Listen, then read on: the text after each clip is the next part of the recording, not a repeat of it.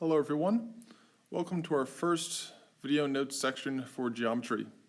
Today we will be discussing points, lines, and planes.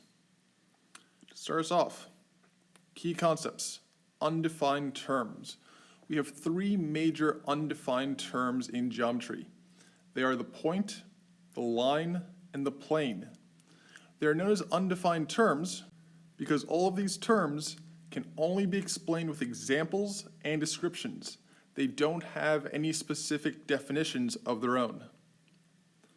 The first of these undefined terms is the point. The point is a location. It has neither a shape nor a size. We name these points using capital letters, such as this example point here. Example point A. Our second undefined term is the line. A line is made up of points that has no thickness or width.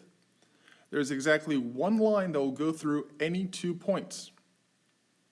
We name lines using the letters representing 2 points on the line or a lowercase letter, such as this example here. We could call this line line M. We could call it line PQ, or we could call it line QP.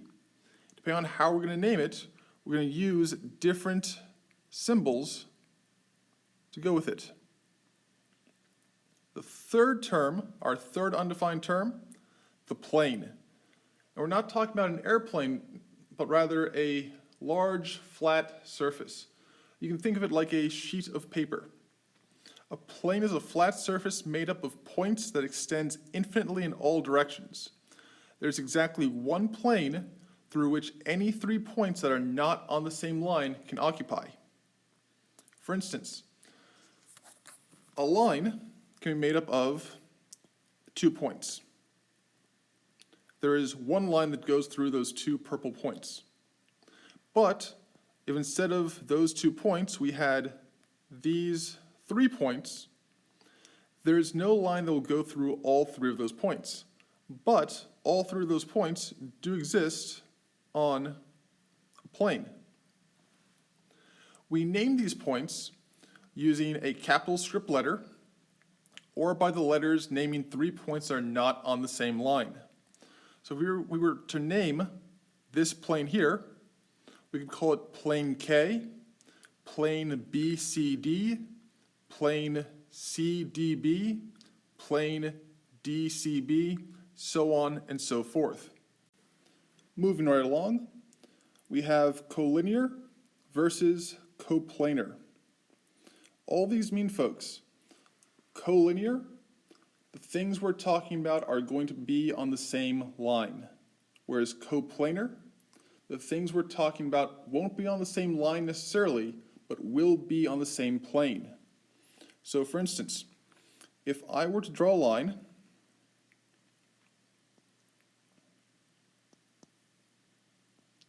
like so, on this line, I could have 1, 2, 3, 4, 5 different points. Each of these points are collinear with each other. However, if I had, say, these 5 points, there is not any specific line that will go through all 5 of them, but we can bind them within this plane. That is to say that they all exist within the plane made up of those 5 points, even though they don't share a common line. Okay, now let's bring this together a bit. Here we have a blue diagram of a plane and 2 lines going through it. We want to name a line that contains the point W. Point W is right here. So we could name that line, if we wanted to, line N, or we could name it line VX, the arrows on top of it. Number 2, Name a plane, or name the plane containing point X. Well, point X is located here, where these two lines cross over each other. More on that a little later. We need to name the plane that contains that point. Well, we could call it plane P, or we could call it based off of any 3 points that are not shared on a line. So we could call it plane Z, W, V, or any other number of things, because we have what? 1, 2, 3, 4, 5 different points in this plane. That's a lot of different combinations.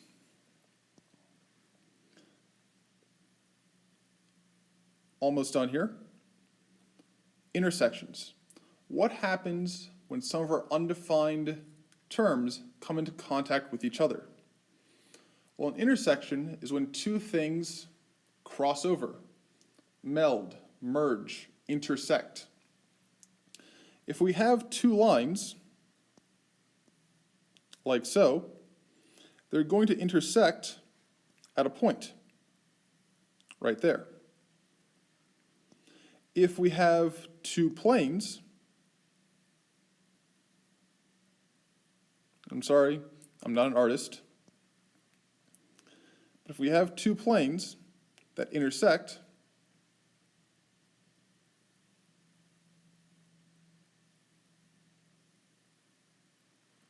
their intersection is going to be a line that passes through their intersection areas. And finally, if we have a line and a plane that intersect, that is to say that we have a plane like so, and a line that goes through it, their intersection occurs at whatever point the line pierces the plane. Now, folks, you might notice that in this little drawing here of a line and a plane, I have part of the line as a solid line, part of the line as a dotted line. We actually saw this earlier up here, wherein this indicates that this segment of the line here is underneath the plane, while this segment up here that contains the point T is above the plane. So we can see the part that contains T, but we accept that this lower part exists. All right, last thing. Points, lines, and planes are undefined terms. Moving forward, we're going to be talking about defined terms. Defined terms use undefined terms and other defined terms in their definitions. For example, a definition we'll talk about more later, space. Space is a boundless three-dimensional set of all points, which can contain lines as well as planes. All right, folks, that's it for the video. If you have any questions about this material, you're welcome to rewatch this. You're welcome to shoot me an email and or sign into tomorrow's Zoom where we'll go over it. Otherwise, you can expect a worksheet on this soon. Take care.